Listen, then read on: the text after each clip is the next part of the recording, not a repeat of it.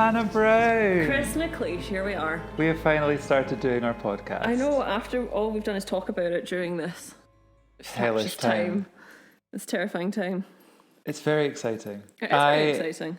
For people who don't know, I am Chris McLeish. I am a world unknown actor. And this is... And I'm Hannah Brown, and I am a fledgling director. Fabulous. And we decided that we're just going to get together and talk about some of our favourite Gothic things. Exactly. And to be fair, we have bonded a lot over lockdown over Gothicness stuff. We have. Namely, our little club of 3 people. Our little club, yes. Where we watch some of our favourite Gothic films from childhood. Which has been fun. It has been fun, actually. It is kind of like reminded me of films that I forgot existed. Yeah. It's great. Yeah. And we're still going. And we are absolutely still going. There is a magical hat filled with names. There is films. the magical hat of destiny. Yes. We need to do another session soon. We do need to do another session soon. But that aside, beyond movies, we are a big fan of all things Gothic, as a loose term, Gothic. Yes, it's covering a broad spectrum of things. Yeah. But we like architecture, literature, TV, myths, music, legends. All of it. Yeah, the full shebang. So we have decided to start this podcast in the hopes that other people who enjoy Gothic things might get something out of it. Yeah. And we are going to kick off.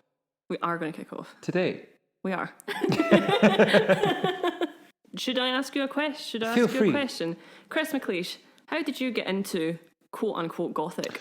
Okay, so I was a child of the 90s. We all were. Yep. We all were. I was a child of the 90s with an older sister. Mm-hmm. I feel she may also be into that kind of stuff, or she was when we were younger. She used to tell me stories of... I can't remember what we called him. I think it was Mr. Shiny or something. But she used to take a mirror and shine him on the wall and tell me these like little ghosty stories of Mr. Shiny, because we shared a bedroom. Okay. And so she used to tell me stories of Mr. Shiny, and it was the shine off the mirror on the ceiling. The cats would have loved it. The cats would have loved it. But I think that probably... We used to have those little stories, but then she told me lots of ghost stories as a kid when we shared a room. And so I think my fascination with ghost stories started very early. And we also used to have sleepovers on a Friday, and we'd quite often watch a horror movie. Excellent. I'm not sure that my mum was aware. She is now. But I watched the original It when I was about 7 or 8 years old. Is that not like petrifying? Because I'm still slightly scared of that. I was afraid of clowns at the time. Yeah. Mm-hmm. So I don't know how I survived. But so my love of horror also started really young. And so I think it just came from there. That's totally fair enough. Yeah. Fascination of ghosts, fascination of horror. And... You're not just petrified of mirrors, though? No, I mean, it was a nice little compact. And I don't come across them very often. What about you? So mine's is a slightly bizarre one. Mine's wasn't like, because with a lot of people it's like, oh, I got into it through like a film or a book or whatever. Mine's was, strangely enough, was actually a film poster. Oh. So cast your mind back to 2005. I'm there. A very long time ago. And there used to be an old cinema on the corner of like Renfield Street. It's an old Odeon. It's now kind of like lying. Well, it's not derelict, but I don't think it's been made into anything. But I was going to see the film Nanny McPhee. Classic film. Celia Imrie. Yeah. She's in there, big fan. I was going to see Nanny McPhee. And at the time, the press was out for Tim Burton's Corpse Bride. Mm-hmm. See where I'm going with this? Yes, I do. I mean, it is one of my favourites. Yeah. And I remember standing outside waiting to go into the cinema, and they had the poster out. And there was just something about the look of it that I was just like, I'm there. Like, I need this, and whatever this is, I need this. It was the poster when it's like... the one of like Victor and Emily together with like the dog in between them, and it's all sort of like blue and grey tones. Oh, it's just lovely. And I remember looking at it and being like, I don't understand what this thing is because it's creeping me out, but I can't stop looking at it. Yeah. It was, and ironically enough, I didn't see the film until like years and years later that I actually did get to see it. I think I saw it in the cinema. See, I didn't, but I kind of wish I had. But then I saw a lot of stuff in the cinema that I probably... Well, no, I would have been the right age for that at the time. Are you about to say that you snuck into the cinema illegally? No, but I did do that for Sweeney Todd. I think I was 15 when I saw Sweeney Todd, and it's an 18. But I was there with my mum and my sister. I mean, I would argue though that as much as Sweeney Todd's like bloody, I would have said it would have been at 15. It's also cruel to deprive a child of Sondheim. I mean, that is fair. I think the sooner children are dipped into the pool of Sondheim's work. The pool of Sondheim. Yeah, I think it's better for them. I mean, that's totally fair. I give you that, and I give you that. And who knows? Maybe Sondheim might turn up. I would be surprised if he didn't. I think we should get him over here from wherever he's living, probably New York. Probably. And get him here, and he can star as a guest. He can star. Oh my god. Can you imagine? That'd be great. Can you imagine? I would literally have so many questions. Pass out. And also, I feel like we should put it out there that Chris has played Sweeney Todd before, and it's his like dream to do it again. And I really, really want to do like a full Victorian Penny Dreadful Gothic production of Sweeney Todd. Yes. So if there's anyone out there listening that has money and wants to pay us to do it, we are free. We've got the whole thing mapped out and ready to go. We just need the monies. Yeah. And the theatres to open, but that's a whole other story. Yeah. But I didn't appreciate that I was Sweeney Todd until Sweeney Todd was over. You know what I mean? Yeah, I get. Yeah. And so yeah, I would love to do it again. And also as well, with like a role like that, oh god, we've got a Sweeney tandem already. We're only like 10 minutes in. With a role like that, you're so, because we've talked about it in the past, that you don't stop. Totally. You literally, like, you're on stage pretty much from the opening. Yeah. And you don't sit down until like the end of the first act. Yeah. And if you did sit down, you'd probably fall asleep. Exactly. Because you're so pooped. So you need to stay standing so that you can maintain the entire show. So, and I mean, because I've never really been on stage, but I can imagine you've got so much adrenaline and there's so much to think about because it's wordy and lots of notes. And one thing you will find out from this podcast is that I'm not very good at stringing sentences together. So, I mean, I can have my moments, but I get distracted very easily. I say the wrong things a lot. So to concentrate on a show like Sweeney, it's actually quite tough. It is tough. People underestimate. Absolutely. And also, it's like 2.5 hours. That's a long. And it's like, I should put out, like, when I say fledgling opera and musical theatre director, so, but also, like, it's operatic in its sound and in its like energy and emotion. So you have to go like 100% every single time. You can't like sit back. And also as well, there's so little dialogue, it's sung through. So if you stop and mess up, you have to catch up. Yeah, totally. Because the MD's not going to stop for you. I was talking yesterday to someone about how if you make a mistake in something like Sweeney, you don't only have to cover for yourself and whoever you're on stage with. You also have to cover with the band. Yeah. And that's the same for any musical. Yeah. But it is really tough. It is very tough, especially when, it's a crazy, crazy thing. Which is a beautiful segue. Yeah. To what we're going to talk about today. It is. You make a very valid point. It is relatable. Yeah. We may have other stuff to talk about right now, but the segue is so seamless. I mean, that's fair. We should just go with it. So we decided that because of the way that the industry currently sits, we are unable to perform, we're unable to direct shows. We're unable to work. We're unable to work. Full stop. Which extends to our part-time job, which is in the Theatre Royal. Theatre Royal Glasgow. And the King's Theatre. And the King's Theatre. And the King's Theatre. But we have decided to focus on the Theatre Royal Glasgow. Indeed, for because the first episode. We love the King's, and the King's is like super historic in itself, but the King's is a baby. Yeah. Even though it was built in 1904, it's a baby in comparison. Yeah. To the Royal's history at the minute. It's a still, which sounds crazy, but it's still like a young theatre. Yeah, totally. In terms of like how old it is. I just recently found out my mum was at the King's in the 70s when Princess Anne And or Margaret was there. There's a photo of that. They're in the two picture. quite different people. They are, but there's a picture of it in the picture gallery at the King's. Oh, is there? And my mum isn't in the picture, obviously, but she was there raising money for some kind of charity. She was training as a nurse in Glasgow. Oh, I love Anyway, complete side note that will probably but not make that's it great. to the I'm going to have to look podcast. out for that picture. Yeah. My mum has met royalty 560 times. Which is quite rare considering, I mean, how many people have met one royal? Well, exactly. So, first of all, we'll talk about the history of the Theatre Should we do a Royal. little history Let's do lesson here? history. Let's do this. Let's give you a little bit of background to our also, quick disclaimer that any views or opinions are all entirely ours and our crazy brains 100%. and are in no way affiliated with the present owners and or proprietors and or management Yes. of the theatre. No. Just putting it out there. Comes from us. Comes from us. And also, bear in mind, our brains have been quarantined along with our person for I mean, what feels like forever. the last show I worked was the 16th of March. Well, there you are. And I was probably So- not far off myself. Exactly. So, yeah. Anyways. So let's do a little. Do you know the history of the Theatre Royal, Chris? Vaguely. little bit. Yeah. A little bit. Not a whole lot. I haven't looked in detail. Do you know from like the timeline in the foyer? About that, yeah. I've kind of, I've worked the foyer a number of times and read that. I'd probably not really absorbed it.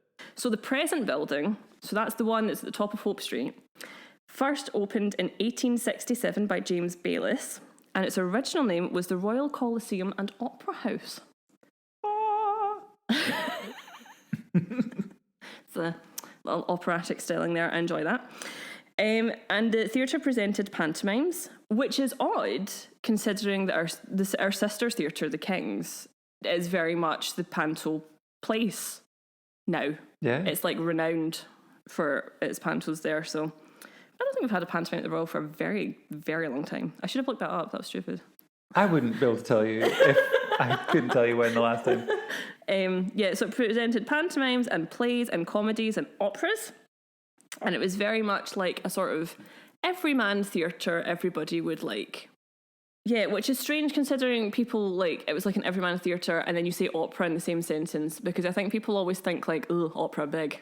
Mm-hmm. And it's not. It like at the time it was like a super commercial like venture, like a family, like everybody went to, it didn't matter like what social class you were and everyone like knew the music. It was kind of like musicals basically. Yeah. Like, of the time. It was that kind of idea.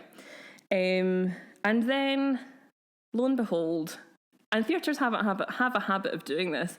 In 1867, there be a fire. Boo! Boo. It's behind you. There be a fire.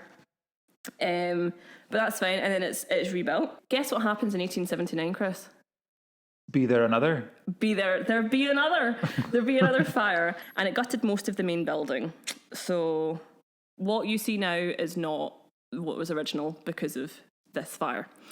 And the auditorium was rebuilt by a chap called Charles Phipps. I'm not sure about this, but this is from looking at original plans of the theatre. And looking at the original plan, so this is like from the original like 1860s theatre, is that it looks like there was possibly only 3 levels. And for those who have been there recently, there's 4 now. Right. And I mean, this is me doing like my Miss Marple here and like trying to work things out. Because of course I could be entirely wrong. Is that the upper circle might have actually been added in when the theatre. So if you think about it, the inside was gutted, but like the kind of outer building remained. So it was almost kind of like it was like slipped in. Yeah. When they rebuilt it. I suppose there's not an awful lot of room above you when you're actually in the upper level. Yeah. And that makes sense. And I'm sure we'll be talking about the upper circle later, and I have personal thoughts on the upper circle, but it always does feel like it's the smallest level in the building. Yeah. It's so who knows, that might have been a thing, because it does feel like the upper was a bit like an afterthought. Yeah. Because it is really small and quite not claustrophobic, but just like it's quite small and like contained. Yeah. I really hope that doesn't put anyone off sitting in the upper, but you get a great view, but it is small. I like the upper. The upper is one of my favourite levels. Upper slips are great. Upper slips are very good. Upper slips, I mean, if you don't like heights, wouldn't recommend, but... I'm a thrill seeker. Yeah. Yes, and then 2 famous names for you. Mr. Howard and Mr. Wyndham, theatre impresarios, take over the theatre in 1888. And in 1904, they commissioned Frank Matcham to build the Kings. So the theatres are actually quite literally sister theatres because they were owned and run by the same people. I think a lot of people think that, like, just because they happen to be run by the same people, but, like, they're owned by different companies just now, that they're not. But actually, they are quite literally related because they were run and commissioned by the same people. And fun fact, that is why the biggest dressing rooms, or the dressing rooms closest to the stage, I refute saying star. Yeah, good. Again, that might not make the cut, but that's the star dressing rooms are called the Howard and the Wyndham. Oh, yeah, no, I never knew that. So there you go. There's a fun fact about the Kings for you. And then once again, what happened? There was a fire. There be fire. Yes. So the building was, well, not burnt down entirely, but there was a fire in 1895, but it was rebuilt by Charles Phipps to largely the same design. So not much changed in the theatre at that point. So then we get into the 20th century, and the theatre continued to operate during World War I, and it would show silent films and newsreels and stuff like that. So it was kind of repurposed also as a cinema. Am I wrong? This could be completely incorrect, but the King's Theatre, did it get turned into some kind of radio centre? I think there might be some truth in that. That rings a bell. Yeah, I'm sure that's something I heard recently, that it didn't function necessarily as a theatre, but was used for, like, some kind of radio centre. Yeah, it was. The Kings actually played a bigger part in the war than you would think. World War II, I think. The Kings single-handedly won the war. It did. I mean, she's been through a lot. But the King's Theatre, so this is the King's Theatre on Bath Street, for anyone that doesn't know. Bottom of Bath Street in Glasgow city centre. And it used to have, so it's kind of, the building's on a corner, and all the foyer doors and the doors to the 2 upper levels are all on street. And there used to be a big iron canopy outside. And do you remember that gorgeous photo that used to hang on the half landing going up to the Grand Circle? Mm-hmm. And it was like the King's facade with, like, the old car. I know exactly where you mean. You do. It has been replaced by a picture. It has been replaced recently. And I would like to know where the original picture has gone, because I would quite like said original picture. But it's a beautiful picture. But there used to be, like, an iron canopy outside the King's, and all that metal was requisitioned for the war effort. Oh. Yeah. But would you like to know a fun fact about the theatre in September 1915? Yes. Right, so given what I've told you about the fires, here's another one. So here's something for you. So in 1915, the Royal was the first modern theatre to permit smoking in the auditorium. What a move. I know, right? And this was due to it being deemed possible because A, public were demanding it because they didn't really know smoking would kill them at the time, I don't think. And also, there was better fire safety regulations. I'm not even kidding. Compared to now? Well, no, 1915, in comparison to what had been. Oh, I see. So in 1915, they thought their fire regulations were better than what they had, so they allowed lit cigarettes and ash in the auditorium. Excellent. Also, as well, thinking of that, because, like, the Royal's like a horseshoe auditorium, so it's quite small. Like, that must have been so, like, literally smoky. Especially if they're doing operas and musicals. Oh my God, I never even thought of that. Breathing that in. Yeah. I wonder how many opera singers contracted some kind of horrible disease because of secondhand smoking. Ugh. Horrendous. It's strange to think. You can't imagine. Although I vaguely remember before the King's got its seat renovation done, whenever that was, like 2008 or something like that. There used to be ashtrays in the backs of the seats. Yeah, because I went to, like, the King's Panto from, like, a very, very young age, and, like, I can remember the little. Although, see, thinking about it now, can you imagine doing pickup? All the butts. All the butts. All them butts. All the butts. But even like doing a pickup now with like little, like imagine just what you'd find. So disgusting. I don't even want to think about it. If you're a smoker, I'm not judging you, but No. it is gross.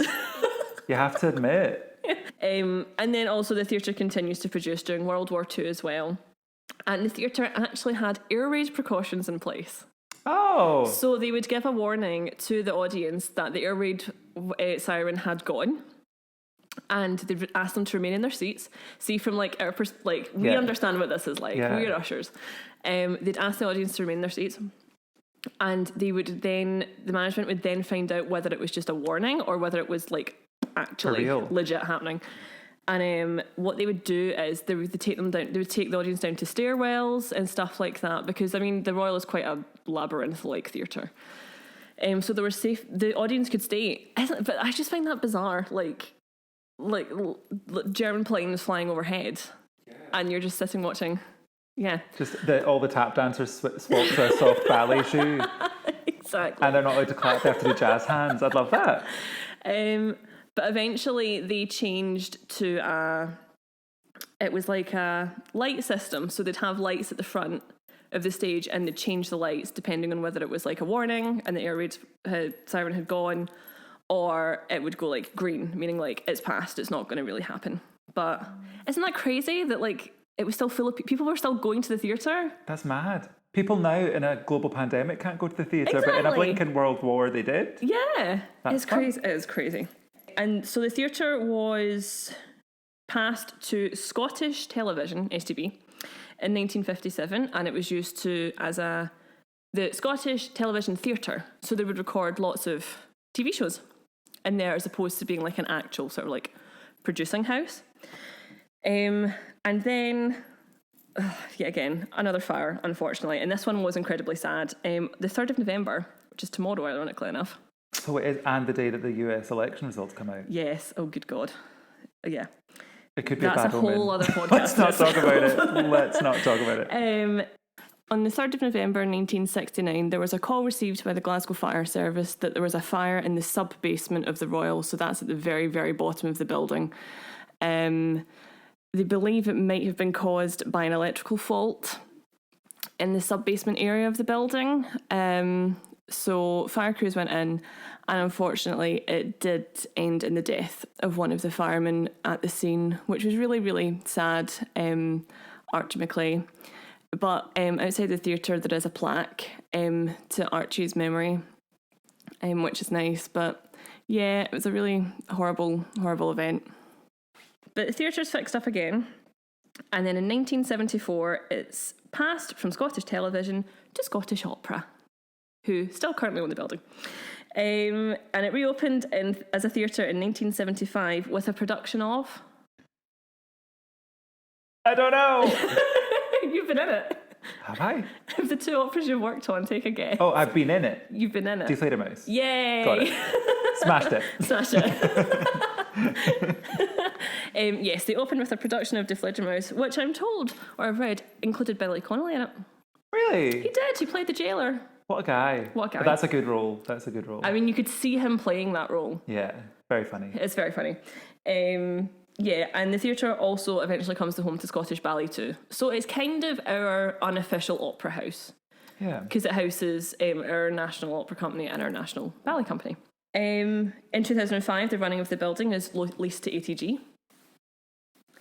Mm-hmm. And then in 2014, a new foyer was added. Were you at the theatres at that time? I started working in November of a year. Of a year? I think it was 19. I think it was 2014. 2014. Because was it completed February 2015? It was, because it was I believe it was supposed to be open in time for the Commonwealth Games, but it did get pushed back a bit. So yes. I think it must have been, yeah. So I started working there when it was being worked on, and I remember standing at the bottom of the gallery, the balcony stairs, yes. which is the longest set of stairs you've ever found in your life. It takes a long time to get to the top. Particularly as in like the back, there's in the old balcony stairs. Yes. Oh, good God. Yes. And I had to send a woman who was 100% in her 80s up those stairs. And I sent her up there probably about 7:15. And when I went up the stairs at 7:30, she was still making her way up. Oh, no. And I was like, she's not going to make her way back down. She's going to we're going to have to get a fireman's pole, install it in the stalls right up to the balcony so she can slide down. Because no. I felt so awful. But at that point, the God. lift hadn't been completed. New foyer is added to make it fully accessible. So there is accessible toilets and lifts to every floor of the theatre. Mm-hmm. There is also an education suite with apparently a sprung-loaded floor. I didn't know this. Yeah. Yeah. It would be a really good rehearsal space. Yeah. Hint, hint. Hint, hint. ATG, hook us up. Yeah. So that was added, and it's new bars on every floor, a roof terrace. With psychotic seagulls. With psychotic seagulls that every single year, without a miss, decides to nest on the roof and then attack anybody and everyone that tries to go out onto the balcony. Yeah. Particularly in the summer when it's like, 200 degrees. Yeah, and people need to go outside. You need to go outside. Because she's an old building. Yeah, she is. She's an old building. She's toasty. She is toasty. Yeah. We love her for that. We do love her for that. In the winter, it's great. Apparently, and I like this one, that the red in the Theatre Royal, like the red carpet and like the red stuff, is a specific shade of red designed for the Theatre Royal. And I believe, now a colleague of ours told us this, I can't remember who it was, and I can't remember from remembering correctly, but I believe it might be called Theatre Royal Claret. Ooh. As in like claret, a wine. Mm-hmm. A wine? Is it a wine? I don't know. I don't know either. I think it's a wine. I know nothing about alcohol. I mean, me neither. I'll take your word for it, though. If you say it's a wine, it's a wine. Yeah, well, it's red, whatever it is. I think it's a wine. I'm sure it's wine. Also excellent for if there's a red wine spillage. Very true. Just let it soak in. Exactly. Ew. Musty red wine. Lovely. Yeah, so the old foyer used to be like under the canopy. But now it's the very top of the street. But yeah, the Theatre Royal Glasgow remains a receiving house. So we receive touring plays and musicals and all sorts. And it's one of the base theatres in the company, in the Scotland, in the country, for Scottish Opera and Scottish Ballet. So she's been through a bit. The thing that I really like about the Theatre Royal, yes, is the combination of the new and the old. Yeah. So there's the actual auditorium being kind of the old structure. Yeah, so the auditorium, we should point out that the auditorium is beautiful. Yeah. Like, it is kept in tip-top. It is a nice theatre to work in. Totally. Like, it does feel very traditional in the auditorium. But then the combination of that and the modern foyer, yes, I really like. I like it too. But see, conversely to your point, I think that combination is actually what makes it slightly creepy. Okay. So I always joke about this, right? But I always say if someone was going to go like Phantom of the Opera style and try to live in a theatre in Glasgow, the Theatre Royal would be the best one. Don't tempt me. Oh, you'd make such a good Phantom. I wouldn't need disfiguration.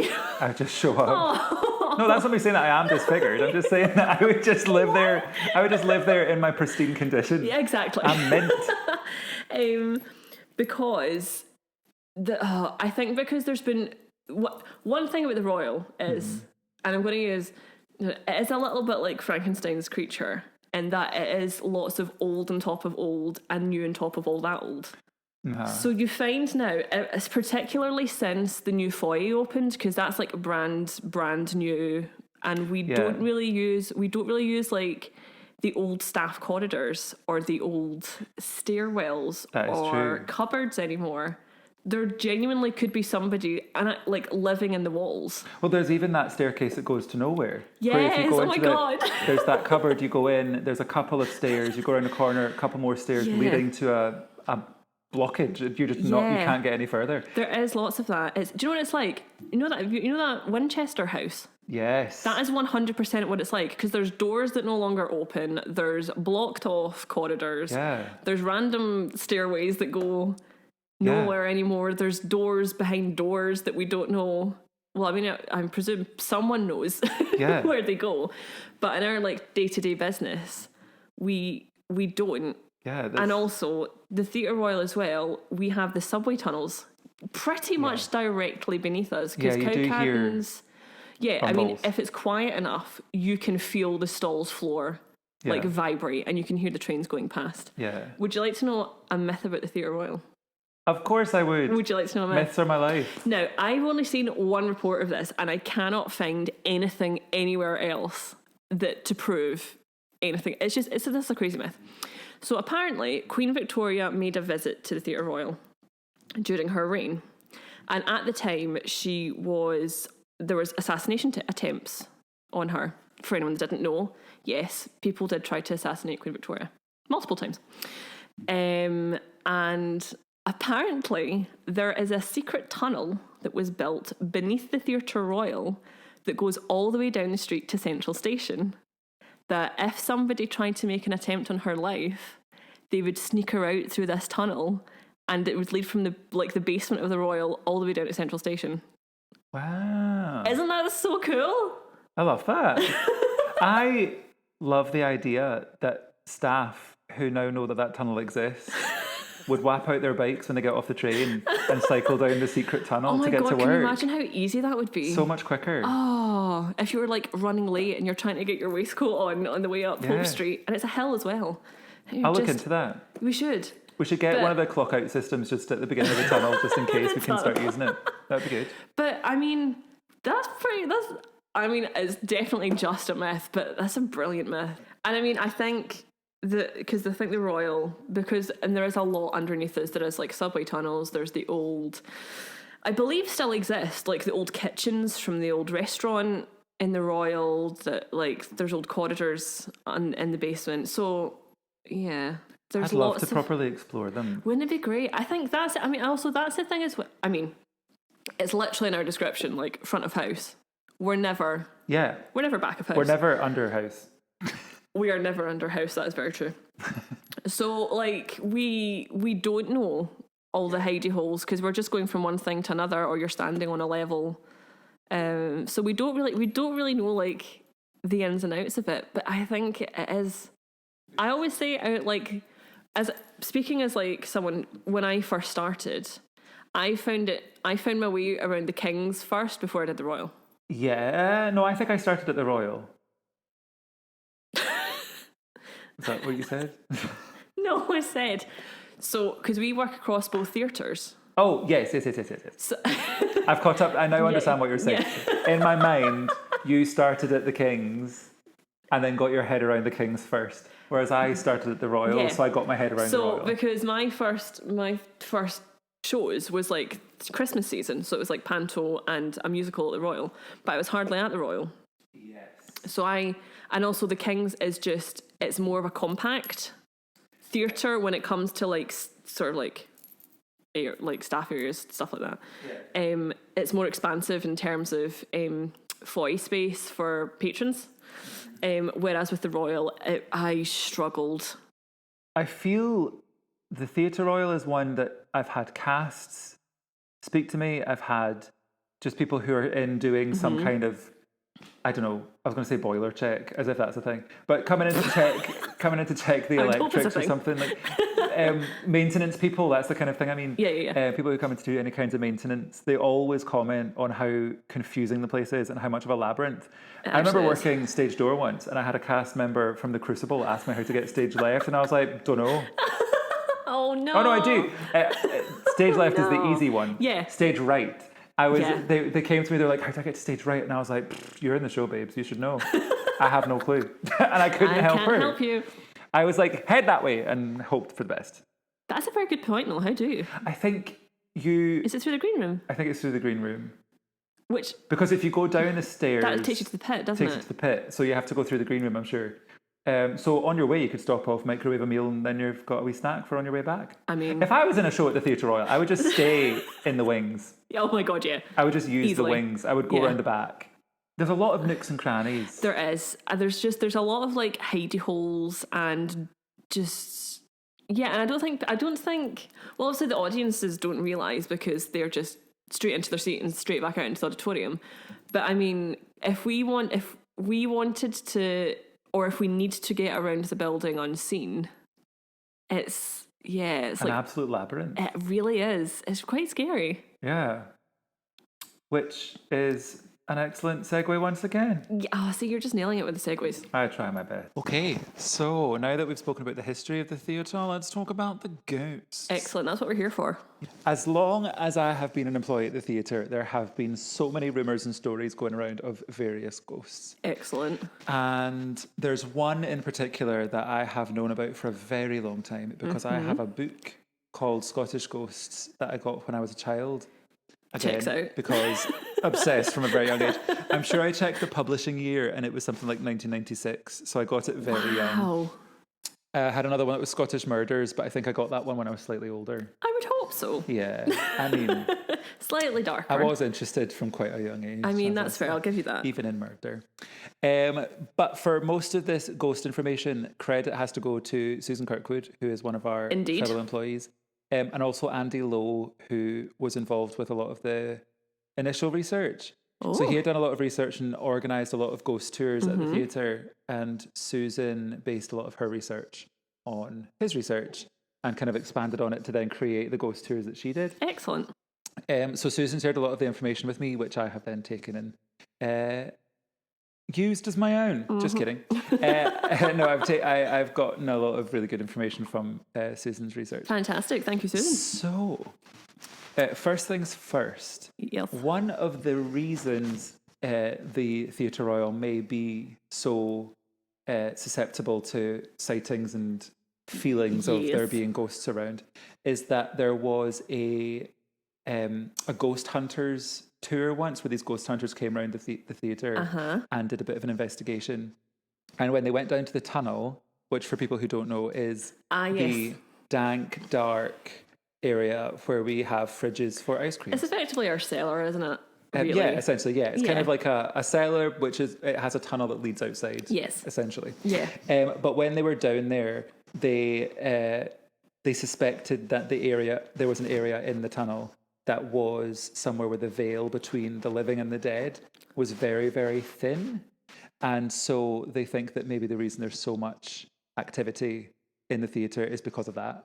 So that was a psychic. I did not know that, and I'm never going to the tunnel myself ever again now.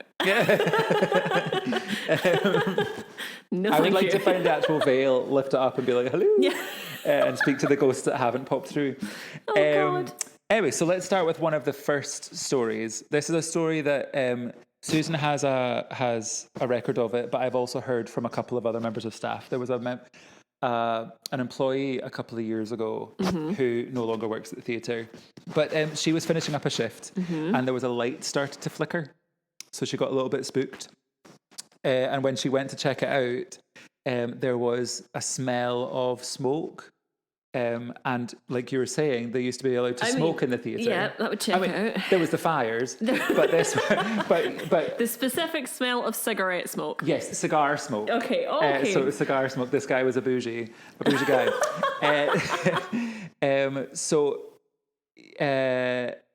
Once she decided that it was cigar smoke that she could smell, she and somebody else went to investigate to see if they could find a source, just in case there was someone around that was smoking a cigar. Classic. But there wasn't.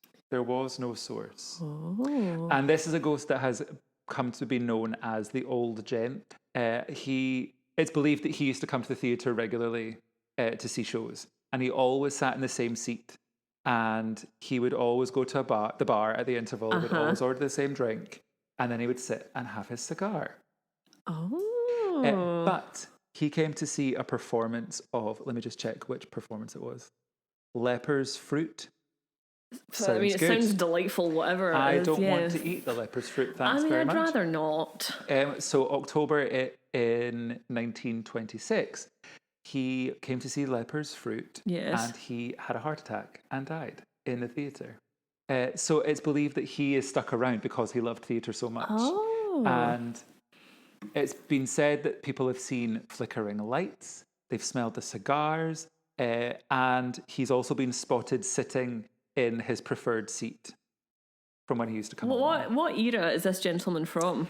I believe we think he was the 20s. The 20s? I believe so. So his preferred seat was J23.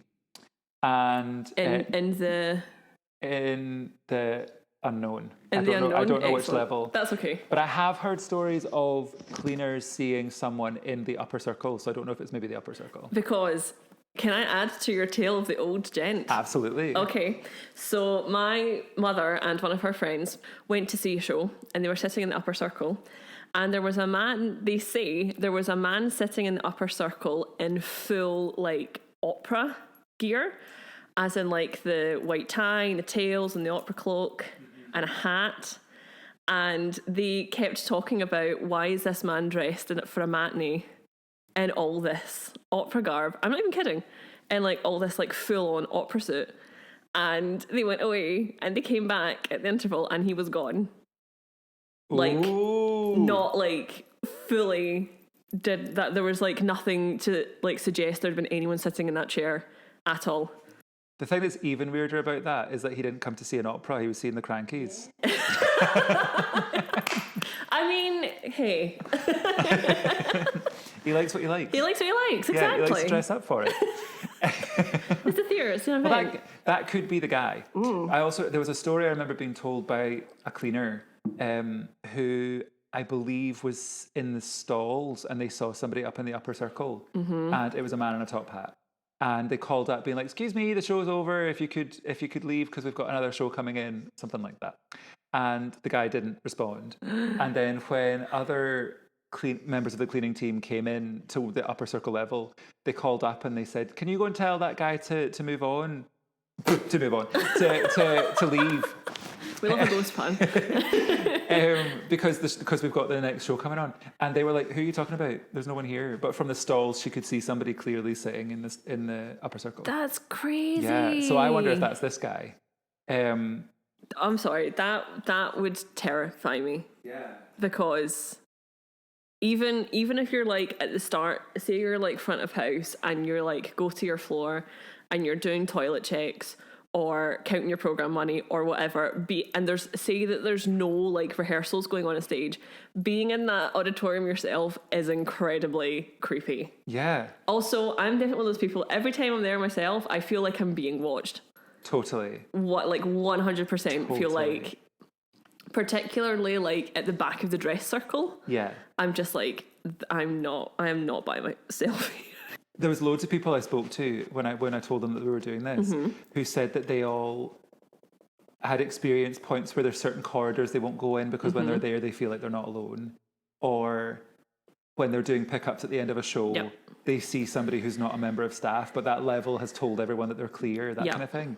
And really spooky. The thing that I think makes the theatre so eerie is that when you're in the auditorium, because it's a theatre, the acoustics are made to be a certain way. That when there's nothing going on, it is so silent. Yeah. And you're kind of just sitting waiting for something weird to happen. Yeah, I mean, because I don't know about you, but I know, like, if I'm early for a shift or whatever, I will a few levels sit at the back of the balcony, which is the very top floor of the theatre. And when there's nothing going on, and it is a strange kind of silence. It is a strange kind of almost charged silence. It's like a silence that you feel like could break any second. Oh, that's how I feel. Definitely. You're almost anticipating some weird sound. Yeah. It's really weird. Yeah. It's really weird. Yeah.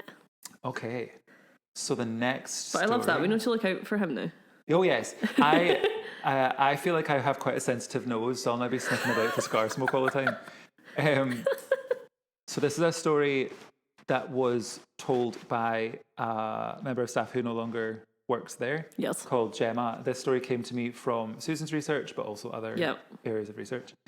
So she had an experience where during the incoming, you get so many people coming in. So many people. Because you've got to sit hundreds of people per level. Yep. And she said that at one point she saw a little boy come out of his row and run off to the toilets. Yep. Which is the toilets on the, I actually don't know which level. I would not be surprised if it was the upper level. But upper or dress, because there is gents toilets at the back of the dress. There is those, but I'm not sure. I don't know for sure which level it was. But he runs out of his row, heads to the toilets, and then there was the question of, are we all good to go? Which is the question the manager asks before the show gets kicked off. Yep. And this member of staff said that they saw this boy leaving, so they wanted to hold off just in case. But the boy didn't come back. So she started to get really concerned, and she popped out to see if the boy was okay, and there was no boy there. And then she asked one of the guys to pop into the gents' toilets to check, and when they went in, there was no child in the toilets. But all of the taps were running. Okay. Taps, right. Taps are spooky. Taps are spooky. And on more than one occasion, I have right. Do you mind a side anecdote about Spooky Kings stuff? Right. So specifically remember, it was we had the Sound of Music at the Kings, and I was working the Grand Circle, which is like first floor up, which is like dress circle equivalent, like at the Royal. And there had been an issue the evening before where the taps had not been checked because they're all like old-fashioned eternity taps at that point before they'd been done up. And the one thing I was told to do was check those taps before you leave. And I was like, cool. So show's about to finish, outgoing's about to start, and you know what happens at the outgoing? There's a mad rush for either the door or the toilets. There's no in between. So I was like, I'll double check that the taps are off just before the incoming the outgoing starts. That was fine. Secured them all. They were all off. Excellent. Left. And outgoing starts, and a lady comes out and goes, the sinks are overflowing. Right. So this is between me checking just before the curtain comes down and the outgoing starting. There had been nobody in that toilet. Yeah. No patrons. And I went in and the floor was like swimming in water, and the taps had been turned on fully on one of the sinks. And I think the sink was blocked, but like the taps had been rotated. Yeah. And nobody had gone in. It was Chris, honestly, it was terrifying. It was terrifying. I mean, the thing, other than fires, we get a lot of flooding. We do. So there might be a plumbing ghost that just loves to play with the taps. I mean, poltergeist going about. I feel like I've heard stories of leaks coming through the floors before because the dress circle at the King's toilets have been left on. Yeah. It could be this like another little person who enjoys having taps on. Yeah, it was terrifying. It was just scary because I knew that was like my one job that night was to make sure the taps were turned off. And then in that like 30 seconds between checking them and outgoing, they had been turned on fully. And without trying to say to a patron, oh yeah, I checked, you must be mistaken because I just checked those taps. And then walking in and literally walking into like a tsunami. And I was like, what is going on? That's so weird. It was so strange. And because it also got to the point I was like, what, am I going mad? Did I not? Were the taps on the whole time? And I just didn't know. But yeah, it was weird. I know that's not the Royal, but yeah, taps are an issue in those buildings. Well, once Gemma had concluded that there was no child in the toilets. Bear with. There's a cat trying to climb onto my laptop. Trixie, could you please not do that? Exit the building. Well, when I say building, I mean my laptop, my area. So yeah, Gemma went back to the row that she saw the child run out of, and there was no empty seats. There was no children at all. And then when she asked, nobody knew what she was talking about. What? So this is where there's a dark twist, where we have a theory of who this little boy is. In April 1954, there was a mum who reported that her son had gone missing during a show. So he'd run to the toilets, the very same toilets that Gemma saw a boy run to. And the only thing that they could tell that someone had been in those toilets was that all the taps were on. And it apparently was a little game that the boy used to play, was he used to turn taps on. The boy was never found. Oh my God. And so we don't know if this little boy, the little ghost boy, could be him. But who knows what happened to him? Did he get snatched? Did he die in the theatre in some unknown little hole? But no one has ever known what happened to him. That's so weird. And I do know, like, staff members have told me about the little boy before as well. I believe that someone's mentioned a little girl at the King's, but I don't know an awful lot about her. Yeah, I don't know much about her either, but I mean, there's something like kind of sweet, but there's also something quite sad about it. There's something about like ghost children that there's like particular, not like upsetting, but just like, so there's something kind of melancholy about it. Yeah. But also, I do find that kind of, like, if he is there, I hope he's happy. I hope he gets a laugh. Yeah. I mean, who wouldn't be happy being in a theatre? Watching us lot running about. Yeah. He'll be gutted that the pantos aren't there anymore. I know. He'd be like, dang it, could I not have been at the King's for the rest of time? So the next one is the longest ghost story that I have. Excellent. She is the most famous of the ghosts. Is she indeed? This is Nora. Nora. Nora is the ghost that I read about in my ghost story book when I was a child. She is quite famous as Nora. She is. She is. She made it all the way to Aberlady. Well done, her. In the form of a book. Yeah. The year is 1894. Excellent. Queen Vicky is the queen. She is indeed. And Nora at the time was 17. Okay. For her 17th birthday, her mum wanted to do something extra special for her. Mm-hmm. But she luckily had a friend who worked at the Theatre Royal. Lovely. So as a surprise, she managed to get tickets for her to go and see the Scottish premiere of a Wagner opera. Excellent. So she got 2 tickets to the upper circle box. Okay. So Nora was obviously very excited. Mm-hmm. She'd always been fascinated with the theatre, but she'd never been.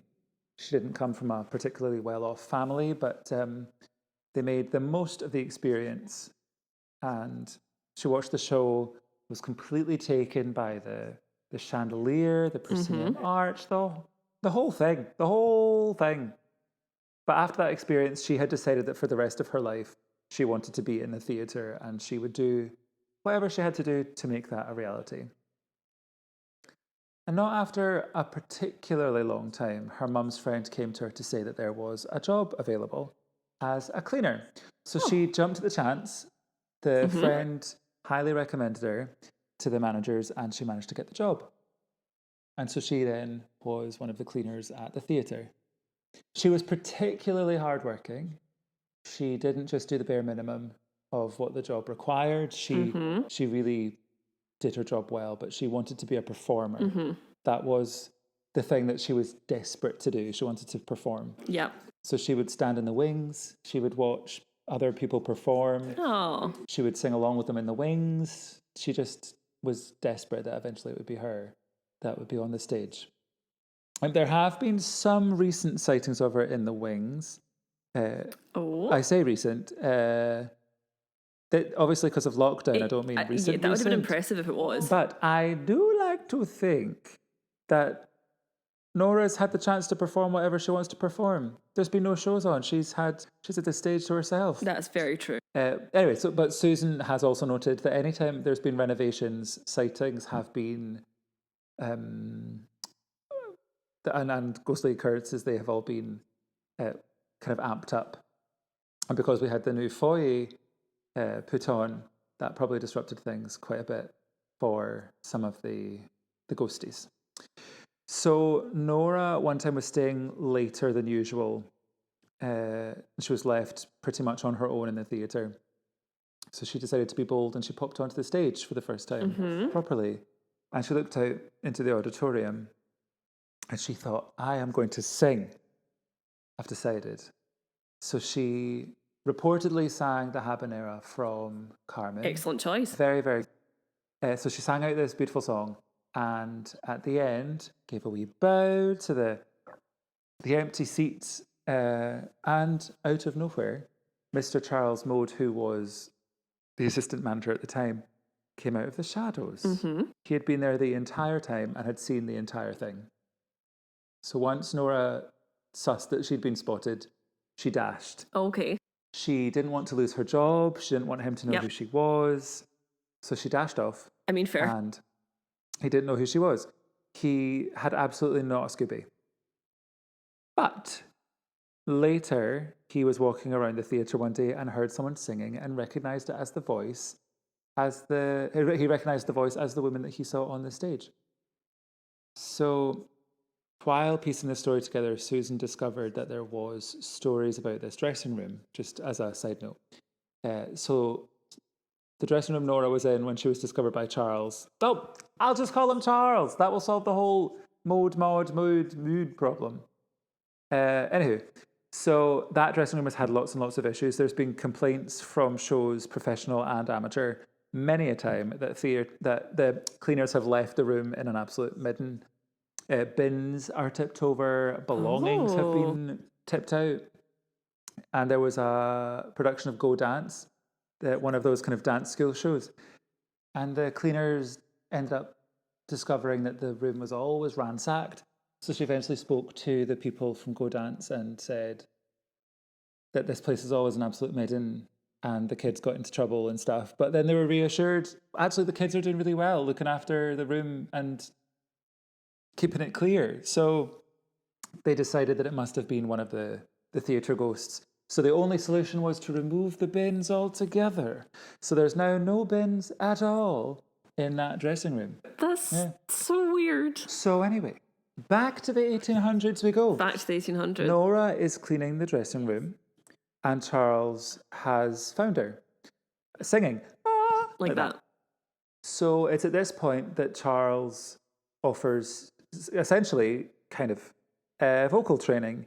He offers to take her under his wing, very Phantom of the Opera, and train her up. So he expands her repertoire. He kind of helps hone her instrument. They do this in the secrecy of the soundproofed pit. So nobody knows that this is going on. And he really does want her to do well, is what he says. And there's a point where there was open auditions for an opera at the theatre. And she thought, this is the moment. But he said no to auditioning. She asked him. He says no. He said that she wasn't ready. He said that he would continue to train her, but that she wasn't at this moment in time ready to be on the stage singing. And I'm sure this doesn't come as a surprise. They wasn't just a singing, they was a doing something else. So, Nora got pregnant, and at this moment in time, obviously, a single pregnant woman on her own, it's a bit of a problem. Yeah, because the times. She was obviously very worried that, like, she fell in love with Charles. He showed her so much appreciation, and now she's in a complete pickle, and all she wanted to do was perform. So more auditions come along. Nora pops her name on the audition list. Good she for decides Nora. to audition in secret. She doesn't tell Charles. Excellent. So she shows up for the audition. She takes to the stage, treads them boards. I'm very nervous on Nora's behalf right now, can I just say? Yeah. I mean, I've done many an audition, but I've never had the additional stress of being pregnant by my assistant manager person who could potentially make me lose my job. I mean, it's quite a complicated situation. Yeah. She takes the stage. She sees the casting director. She sees Charles. And then next to Charles is this very glamorous woman. A glamazon, if you will. And she puts two and two together as she's about to sing. Oh, no. And realises that this is Charles's wife.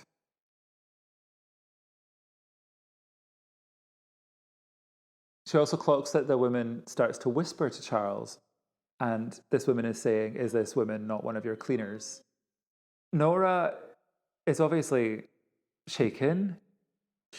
And when she starts to sing, nothing comes out but a peep. Yeah. She can't get her voice to work at all. She's just shaken. She struggles to breathe. She has the horrible realization that her entire life is in tatters. The man that she loved has a wife, has got her pregnant, will not stick around with her. Anyway, it's at this point that Charles's wife begins to laugh. Charles still at this point hasn't let on that he knows who Nora is, or at least knows her as well as he does. And probably to cover up how uncomfortable a situation this was for him, he joined in laughing at Nora. So this woman who dreamed of being an opera star is literally being laughed at her first chance of an audition. It's the worst time. Honestly, the poor thing. So this is me speaking on Nora's behalf, but I am sure that she probably hoped that Charles would come after her.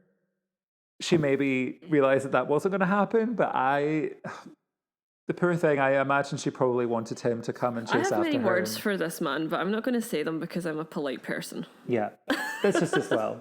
So Nora is now pregnant, alone. Her dreams are in tatters. She has been laughed at on stage. And she has decided that there is only one thing to do. So she purchases a ticket to the opening night of Faust. Ah, yes. Is it Faust or Faust? It's Faust. It's Faust. Because I always worry about saying that one wrong. Faust, you're fine. You were right first time. So she goes to see the Faust and she buys a ticket for the upper circle box, which was where she went with her mum. Yep. And she watches the show. Yep. And she is aware that Charles is down the stairs in the dress circle with his wife. And she watches the show, and the show ends. The curtain comes down. And as everyone leaves and descends to leave, she ascends. Oh, dear. She goes to the balcony. And it's very high. It is very high. But she makes her way up there. And she decides to jump from the balcony and she lands in the stalls. Oh, and Nora. She sadly dies. And one thing to note is that if you're in a theatre now and have a look, there is no upper circle box. There's only dress circle boxes. And one of the fires happened not long after Nora's death. And there's a theory that potentially when the guy Phipps or Bayless. Phipps, there's a theory that he put no box in out of respect to Nora because of what happened. But there was Nora. Nora had the dreams of being a performer, and she thought she had her chance to finally get on stage, and then a man ruined everything. I mean, no offence to you men folk, but we're awful. You are. Yeah. Sorry. It's true. But poor Nora, though. I know. And so some of the things that people have experienced with Nora. Yeah. Because that's the tragic story of Nora's death. Yeah. But I know that people in the lighting department, like tech folk, there's a bit where they've got certain spotlights in the ceiling. Yes. They've got some spotlights up in there, and so like the wee hatch opens and they're able to shine lights on the stage. In there is roasting because the lights, the bodies. Yeah. But they can be in there working and then you feel like a cold thing pass from one to the next. I've been told that before. There's an experience that somebody had that when they were locking up at the end of a show, when you're locking up, you're the stage door person and you're the last person in the building. And they stood in front of the iron, which is the protective sheet that comes down. And he asked for a sign, and then something chapped from the other side of the iron 3 times. And as this person fully believed that they were alone, and then out of nowhere there was the chap. And they've never asked for a sign again. And there's been times where cleaners have gone onto the stage and they turn the auditorium lights on, and there's a teeny tiny bit of light at a door that lets you see all the switches. So this was about 6 a.m. and one of the cleaners was in the building, swore that they heard somebody crossing the stage towards them, like noisily coming towards them in the darkness. I would be out of there like a shot. Yeah, apparently the cleaners have loads of ghost stories because they're so often the first folk in the building. Oh God. I know that I've spoken to someone before who also did closes that you can be walking around and it seems like the entire theatre's closed. The entire theatre's empty. Yep. And then out of nowhere you hear a seat flipping up. It's like these seats all flip up when you step out of them. Yep. There's very few of them stay down. And if they do, it's because they're completely broken. Yeah. It's not because they're slightly broken. It's because they need their hinges checked. They need a wee tightening of a screw. Exactly. But you can sometimes hear seats going as they like flip up. Oh God.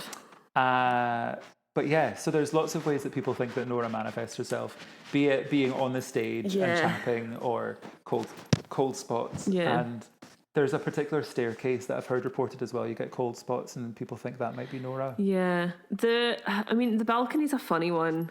I don't know if anybody in work, and I'm from my opinion, that really enjoys working the balcony, just because, not even because of like ghostly activity or whatever, but just because it is quite a difficult level to work because it is so steep and it sits quite a lot of people. Yeah. And if you do not like heights. Yeah, I've been at shows before where I've had two friends with me and then one of the friends has moved down. Yeah, because it's been too high. I mean, when I first started, because I would never, in general, when I go to theatres, because it's not that I don't like heights, I don't mind them, but I'd rather not sit in the gods. I would never sit kind of like higher than grand circle level.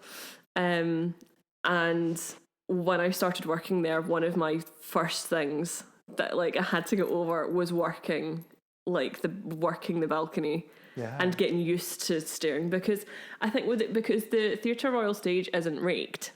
Yeah. It's a flat stage, which is why it's used for dance quite a lot. So that means the auditorium, it's like the seating itself is on such a steep rake. The higher up you go, the steeper the rake is, so you can actually see the stage. And oh my God, so doing like my first walk rounds at the end of the night, checking for lost property and walking along the front of that balcony just with it's fine when you're sitting because you've got the safety barrier, but when you're walking across it, it's much more. Especially when you're tall. We're both tall. Oh my God. So you feel like the actual balcony ledge comes up to mid-shin. Yeah. That's an exaggeration. But you know what I mean? It feels it though. When you're tall, you do feel like you're going to topple. Yeah. But I don't think Nora has never, as far as my work, given anybody any negative vibes. People always feel really safe with Nora. I don't think she's malevolent, although I do have, killing it with the ghost anecdotes tonight. One of my first shifts at the Royal when I started was Scottish Ballet's Hansel and Gretel, just after the Christmas season. And I was working the balcony, and it was one of my sort of first times working the Royal properly. And there was three of us, and we go on rotational breaks. And I was waiting for the radio holders to come back, so I had the radio. And I'm just standing at the back, and it was full, and it was a good show. So we're standing watching, doing our job, and all of a sudden, and I'm not even kidding, I felt someone touch the base of my back, right down, the middle of my back, right down to the bottom of it. And I genuinely thought it was our radio holder that had come back and was tapping me in the back to let you know. So I'm smiling and turned round, ready to give them the radio, and there was nobody there. Nobody there. And at the time I had really long hair and it was in a plait. And I was like, oh, maybe it was my hair, but my hair wasn't that long. Yeah. And it was, even if it did touch the base of my back, it wasn't heavy enough to feel like somebody touching. It was bizarre. Ooh. It was bizarre. Yeah, that was a really, really weird one because I was so convinced that it was a radio holder that had come back. Yeah. So when I turned around with the radio and there was nobody behind me, I was like, oh God. Do you have any other experiences? Because you sound like you've got loads. Honest to God, I must just attract them. I don't know if it's because I was super like believing them and whatever. Yeah. But no, I don't think so. But that's like the main one where I've genuinely been like, oh my God, that's. I don't know if I've had any first-hand experiences, but then I feel I don't know. I feel like maybe I have, but I just can't remember them. If you know what I mean, like feeling like I've been touched or something like that. It's maybe just something that I've forgotten. But I do remember speaking to one of the managers we had really, really briefly, who was walking around the building at the end of a shift, and everyone was gone. All the levels were clear, so staff were all gone, and she decided to nip to the loo, and. I just realised that this story involves a loo. I'm sure she wouldn't mind me telling this. So I'm sure she wasn't doing anything untoward in the loo. No, just kind of classic toilet business. Okay, that's fine. So she went into the loo, and while she was in there, she heard somebody top of their lungs screaming in the stall next to her. Oh my God. And so she bolted out of there. She didn't wait around, and she didn't check in the stall to see what was going on. She just completely bolted because she had no interest in knowing what was going on. But proper screaming their head off. Somewhat. Oh my God. But as I say, people had been saying that all the levels were clear. Yeah. And then the other thing that I remember, and I was there for this, but nobody could come up with an explanation at the time. I think I was foyer radio. Okay. So there's foyer radio, and then there's maybe 5 or 6 other radios dotted around. There's more than that, but you know what I mean. Roughly, on an average day. Yeah. And completely out of nowhere, over all the radios, somebody screamed, "Shut up," and nobody knew where this came from. Oh. I can't remember which manager I was on with, but I was talking to them at the time, and we were both like, what? Why would somebody shout, "Shut up"? That's creepy, because also with the radios that we have, you have to like press down on a button. Yeah. And especially in the Royal, you have to press down like quite firmly for it to speak through that. So it's not like... It wouldn't happen by accident. Yeah. You wouldn't be talking and then say "shut up" to somebody and press it, because you have to press it and then like hold it to your mouth if you don't have an earpiece in. But it was like it was a proper scream down the radio. What were you talking about to make this ghost want to shut you up? Oh, I don't know. It was probably my subconscious trying to get people to stop talking to me. So my subconscious manifested itself in the form of a ghost and screamed down the radio. Fair. But anyways, that is the haunting of That's the tale of the Nora. Theatre Royal. Oh, poor Nora. I know, but as I say, she could be up there singing her wee head off. She could be. I hope she is.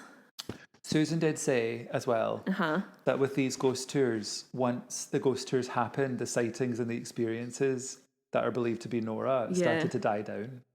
Oh. So there's the theory that potentially Nora just wanted to be known. Yeah. Which I suppose if her ambition was to be on stage and to be a famous singer, then maybe just being acknowledged and being spoken about was enough for her to then calm down a little bit. Well, she is still spoken about, because I would say that she's definitely like our most famous. I would say so. Of like ghost stories in the building, and I know that there's like the story of Nora always like makes. I mean, there were in the Evening Times the other night on Halloween, there was like a little bit about like something like the most haunted places in Glasgow or something, and there's a tiny little bit about the Royal, and it was Nora that was featured. Yeah. So she is known. Yeah. So I don't know. I like to think that whenever people are in the balcony that she's... Well, no, I don't. I would rather think of her actually in her own little box. Yeah. Because that's where she first experienced theatre. So maybe there's an upper circle box that she has to herself. Because it's not there so that people who are actually living can't sit in it. But maybe there's a ghost upper circle box. Maybe there is a ghost upper circle box. Because then she can watch all of the shows. That would be really nice. I hope that's true. It's just so sad. It's very sad. To even think of... I mean, we know how difficult the industry is. Yeah. But without the addition of a horrible man. So that is the Theatre Royal for everyone. That is the Theatre Royal. A brief history and the ghosts. I mean, there's quite a lot going on there. There's a plenty. There's quite a lot going on. Yeah. It's But hopefully it won't be too long before theatres can at least return to some kind of normality. I mean, fingers crossed. That'd be lovely if we could do that. If you can in any way support arts, yes, please do. Very much picking up the arts right now. We're in a struggling situation. Yeah, at the moment, it's and really tough. Doesn't seem to be getting any better. Also, this is probably a little preachy, but I feel like it's important. If you are a performer or a creative of any kind and lockdown hasn't been productive, yep, that is okay.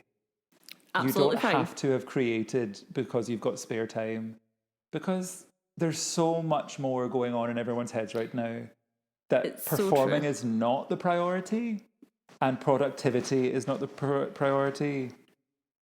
But if you can and when you can, support the arts. But next time, hopefully we'll talk about something slightly different. I don't know what yet. Yeah, I don't know what yet either, which is very exciting. Yeah. So many prospects. If you have any suggestions of things you would like us to talk about, this is very, very early days. Yeah. And I'm probably talking to about 3.5 people. But that's still 3.5 people though. Well, yes, if you 3.5 people have any suggestions of good locations that you think are haunted, or any particular films that you like that are kind of under the gothy theme, do let us know. We don't mean it doesn't have to be set in like a dark castle during a thunderstorm kind of gothic. Like anything that's a little bit sort of... Ooh. That's the definition of gothic, but people don't know how to put that in a dictionary. Yeah. It's tricky. Yeah, but that's effectively the definition of it. Yeah. But we're just like keen to know what people's suggestions are, because we do have lots and lots of ideas. We do have lots and lots of ideas. We will talk about murder. We will. We'll talk about ghosts. Yep. Again. Talk about cheeky little filmy film, literature. Maybe. We really do plan on covering quite a lot of stuff. Yeah. One thing we haven't mentioned is that we are trying to do this from quite a Scottish angle. We are indeed. That is very true. Because as you might have heard, we are both Scottish. We are Scottish. So there's loads of podcasts that cover true crime, which is honestly one of my passions. I swear to God, Chris speaks a lot about trying. I mean, he's definitely tried to turn most people into listening to true crime podcasts. He's a big advocate. Oh yes, I will try to get anyone off the street to listen to a true crime podcast. That is very true. But if we do talk about true crime and we talk about ghosts, we are going to try and do it about Scottish ghosts and Scottish murders. Yep. We will branch out eventually, but who knows? This podcast has a lot of scope, but I think indeed. a part of one of the seeds that was used to plant this tree. What? I don't know. I get your point. One of the roots of this whole thing was that we wanted to look at things from a Scottish perspective, because we have quite a rich history. We do have a rich history. I think that's the thing, and I think a lot of people always think about our sort of like myths and legends, but don't actually think about our more. I mean, us two live in one of sort of like the greatest Gothic Victorian cities. Yeah. In the world, basically. Yeah. Like, Glasgow is renowned for its Victorian architecture and like very rich Victorian history. Some of it good, some of it less good. Let's be honest here. It's not all great. Very exciting, and also very evident in the fact that we've managed to clock up quite a number of minutes in our very first podcast attempt. I know, and just like talking about the one building. Okay, it's a building we know very, very well, but that's besides the point.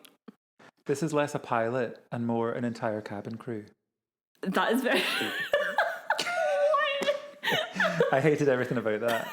And it will be kept. I loved it.